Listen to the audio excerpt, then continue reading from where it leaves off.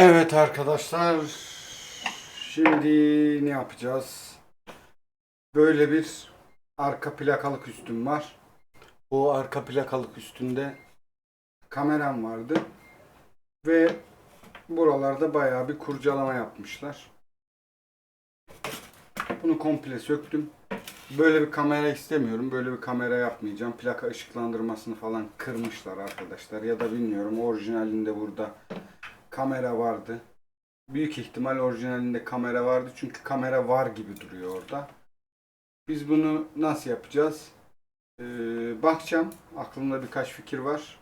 Kamerayı falan takarak bunu yeniden daha güzel ve daha çalışır hale getireceğim. Bu arada plaka lambalarım da yanmıyor.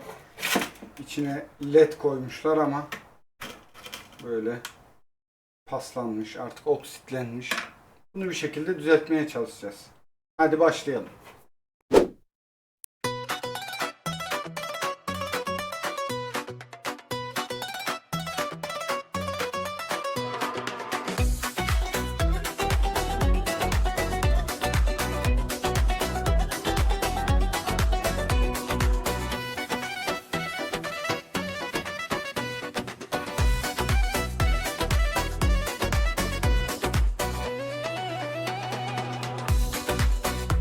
Evet, burada size önemli bir uyarı yapmak istiyorum. Matkapla güzelce deldim ve orayı ısıtarak kamerayı takılabilecek düz bir, hatta biraz aşağı doğru bir alan yapmaya çalışacağım.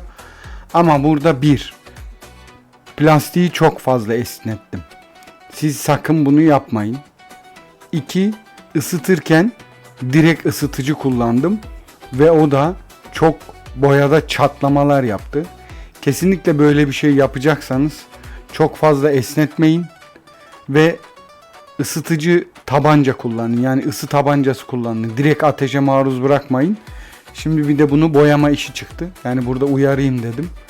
Bayağı bir çatlak oluştu. Bakın gördüğünüz gibi yukarı tarafta hem deforme etti hem de çatlak oluştu.